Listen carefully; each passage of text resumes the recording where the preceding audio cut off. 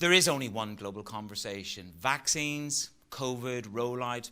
The vaccine rollout is escalating. That should help global growth. How improved is Egypt's growth on the back of the vaccine rollout? I believe Egypt did very well, doing very well, will do very well. Why? Because economic reform started 2016, made the Egyptian economy solid and more resilient. So when COVID-19 came, Egypt was targeting 6% GDP growth. Immediately before that, we were on the edge of 5.8, but achieved 5.6 roughly. And in the first year of the pandemic, we achieved 3.8. This year, 3.6. The year finished, we achieved 3.3. And last quarter, we achieved 7.7%. And this year, we are targeting 5.5. And the year after, we are targeting 6%. So our GDP growth is growing. Even our unemployment, which went up immediately with COVID-19 from 7.4 roughly, it went up to close to 10. It went down again. Now it's around 7.3. How would you describe the momentum of the economy? I believe the amount of mega projects we are doing is the main driver, because infrastructure, new cities, renewable energy projects, oil and gas project, manufacturing projects. So, let us talk about the new project, Haya Karima, Decent Life, which we were going to spend close to 800 billion Egyptian pound, which is roughly $50 billion of a period of 3 to 4 years, which is going to change the life of more than 50 million Egyptian pound. This will, will be main driver, additional more driver to the Egyptian economy to create jobs and improve the living standard of the Egyptian people. So an optimistic outlook. From a global perspective, there was a moment, wasn't there, earlier this year when the world looked at the Suez Canal and the Ever Given, and it personified supply chain risk, didn't it? The whole world crunched. There was that boat, and the supply chain issue came to light at that moment. Would you say the supply chains here in Egypt are still under major pressure? I think we have improved in internal supply chain in Egypt significantly, and it helped us to maintain food prices and to maintain inflation within the target by the also improvement in the infrastructure of the supply chain, which we are still working on, which I believe Egypt now, and we have proven that when COVID-19 came, the supply chain was working very well. It helped Egypt. No one single food or goods we had any shortage. So there's no issue. Translate that into inflation for me, the worldview. A lot of central bankers and finance ministers talk about whether inflation is transient, transitory, or permanent. How do you view it? Transitory, not permanent. Why? Because you look at the circle. You came to COVID-19 and with a low inflation, low interest rate environment. And everyone in the world was talking, low interest rate environment. So with COVID-19, you started taking decisions and you spend money with the stimulus package and all blah, blah, blah, blah. Okay. After that, debt high, debt to GDP high, and also disruption, huge disruption in supply with demand started to pick up. But so the imbalance caused the inflation, which we are witnessing now. However, once the current imbalance came back to the balance, I'm expecting inflation to start coming down and things will move to normal. So no material cost for you. I mean, you have subsidy programs running. So no material cost for you in the budget, let's say in the bread subsidies then? Currently, yes. I'm facing the increase of some of the goods, which mostly imported. We one of the biggest importer of wheat. Yes. So we are affected by high increase or higher increase in wheat prices. Also, oil prices went up and other materials. So, temporary increase in the essential goods and materials, which, yes, causing inflation and causing disruption. But your base case is it's temporary. So you're not worried about an early taper from the Fed? Early? An early taper by the Federal Reserve in terms of their bond buying program? Look, we are monitoring that. We are closely monitoring how this will affect the cost of borrowing. And yes, we know that there will be an effect on that. But what extent this will affect, particularly that we normally go to the international market. We are expecting some effect. But what we heard that this will be in 2023 rather than 2022. So let us wait and see. My question is this. I looked at the numbers. $30 billion is held by, of Egyptian local debt is held by the foreigners, the carry trade. We know that. The risk is this. Are you prepared and are you ready for a taper? Look, it's not the first time. I remember October, December 2019, yes, with the emerging markets. We saw $20 billion left the country. Repeated with COVID-19, yes. April 2020, we saw more than $20 billion left the country. So we have to be ready always. But are you ready for that kind of an exodus of capital again? Are you prepared for that? We are taking into consideration our experience with such a situation. It will not be the first time. It happened with us over the last 3 years twice. So that's the global risk, isn't it? And you've probably read the story, as have I. S&P have warned Egypt must lower its interest bill to increase investor confidence, right? So they've run the numbers, 50% of government debt, government revenue goes to servicing the debt. Do you think there's a number? So they say you need to increase investor confidence. Do you agree with that, number one? And number two, is there a number that the market would be more confident with? Look, increasing the investor confidence, we are working on that very hard.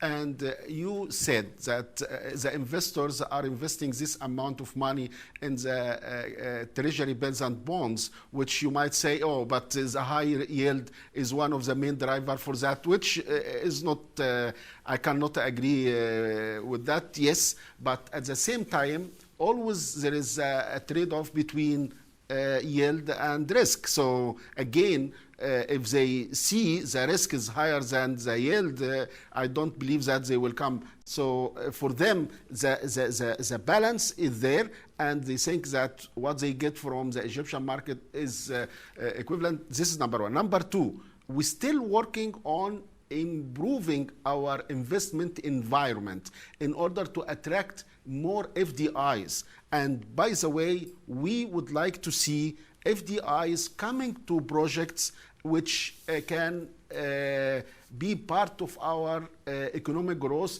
be part of creating jobs, be part of our ambition target of producing more, exporting more. Well, part of that narrative about the FDI, and you and I spent today on a platform talking about multilateralism and investor sentiment, which takes me very nicely to part of the confidence conversation. You had the IMF standby arrangement. That finished at the end of June. The question for markets and confidence is, are you planning to approach the IMF for, let's say, non-financial agreement? Look, I remember years ago, I was in London for Bloomberg conference. I was asked the same question, and I answered, I will answer the same answer. Our engagement with the IMF will continue whatsoever the form which we're going to be together.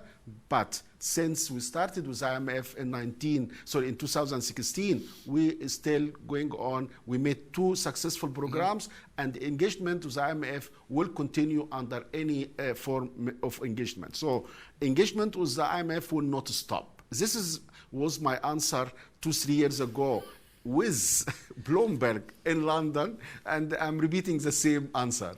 Different anchor, but we get the sentiment. Okay, so no formal announcement. You continue to work closely with the IMF, which takes me back to the original point. You say, Manus, you disagreed with me about, why people are buying $30 billion worth of Egyptian local debt. That's fine. But what do you think the most important thing is to investor confidence then if they don't get this new non-financial agreement? What's the key to confidence in keeping that money here if there's no hard taper, as you suggest? Look, as long as we are keeping discipline in our fiscal and monetary policy, as long as we are working on reforming our economy, and we have already drafted a very ambitious program for economic structure reform, as long as we are improving our investment environment. In addition to that, we, as I said, and I'm stressing that our engagement with IMF will not stop. We have a lot of forms to be engaged with the IMF, with program, without program. We gonna continue with IMF engagement. May I just push one more lever on the IMF, which is, what do you think? What do international investors, when you see them, I know it's hard to travel, but when you talk to them, what do they say to you? They want you to see from you to continue to stand by you, as it were? I believe the investors always need some sort of comfort. Yes. They always need to look at I call it an external auditor, to give them a certificate saying, oh, I looked at these But isn't figures. that what the IMF is? I mean, in some form, at a level of comfort. I believe it is. I believe investors would like to see the analysis done by the IMF. The statement came from the IMF, and they look at the results of the IMF review. So anyway, I always say we always there to engage with the investors and explain to them everything. We are very transparent on what we are doing and what we're going to do. Let me say again and again, we know that the investors find some sort of comfort when there is an announcement of type of engagement to the IMF. I know. Which takes us to the bond issuance discussion. Markets, I suppose, want to get a firm understanding of just how much Eurobonds you will target to issue this fiscal year. To be honest, we haven't decided how much yet, but to give you examples. Yes. Look at the financial year which finished, how much we have issued Eurobonds this year. $750 million green bonds and 3.75 in Eurobonds. That's it, 4.5 billion. Look at the year before, it was $7 billion. Do you think this fiscal year is going to be closer to 7 or the 4.5? Look, I tell you something to explain what I'm going to mean by that. I remember immediately before COVID-19, we were going to the market. The central bank said, oh, we don't need to go to the market. Because we think that it was November 2019. Okay, if we want to go because we want to always to be in the market, we need to take a little bit. So at this time, we issued $2 billion only. January 2020, going to March 2020, COVID-19 came.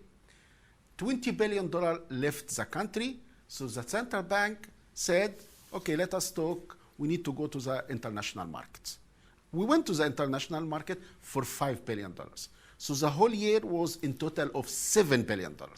I mean by all of that, we assess the situation in order to make decisions. So last year was 4.5, the year before was 7, the year before was around 4, something like that. To close off on the bond side, do you think it would be smart to get out ahead, get to the bond market, because the Fed could be forced to slam on the brakes? Is that a big risk? You always a manager of risk management. as a Minister of Finance, as a Governor of Central Bank, as a Prime Minister, you always manager of risk management. So let me say, we are assessing the situation, we are exploring the situation, we are talking to our bank advisors, and accordingly we take decision. Let's just close off on the green bonds. You were the first. You're the first MENA country to issue sovereign green bonds. Can I push you? Are you ready to issue more sovereign green bonds? We love to do it. This year?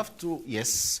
We love to issue again green bonds. However, we have also opportunity to issue sukuk because the law has been issued, and also we are working on the executive regulations. We wish and we hope that Egypt will be able to issue first sovereign sukuk in its history this financial year. Well, Bloomberg, what size do you want to issue? To be honest, we haven't decided, but I will be in favor not to go for a big size. So I give you example. When we started green bonds, I said to them, look, let us start learn so the learning curve can improve, go for $500 million. When we went to the market was very, very favorable. We went to $750 million. Let us say when we take the decision to go to the market for sukuk, we will make the decision for how long, how much. Minister, can I finish off with a global question, really? I'm asking all government ministers as I travel. I was in Abu Dhabi last week and Dubai at the weekend. Afghanistan and the removal of American forces from Afghanistan is a global story. I just want to get your perspective at cabinet, at government here in Egypt. How open are Egypt to dealing with, talking to the new Taliban, the new Afghanistan? How much conversation have you had about that? Always such a question should be asked to the Ministry of Foreign Affairs. But as a cabinet, we always assess the situation. We always see how the international assessment about such a situation, we take it into consideration, and always we, have to wait and see how things will develop, and accordingly we, move with that. I know for sure that our Ministry of Foreign Affairs is working on that and assessing that and giving advice to the cabinet, to the ministers about how things are developing. And do you think it's one of those perhaps trading opportunities, one of those markets that could open up more for the likes of Egypt? Look, trade, is always something the private sector can do it because always, trade is as long as the international recognition is moving, so they can do it. The private sector is free to do whatsoever to do. However, for us as a state, again, we go back to our Ministry of Foreign Affairs for assessment. Whenever we do, we have to look at their advice and their assessment.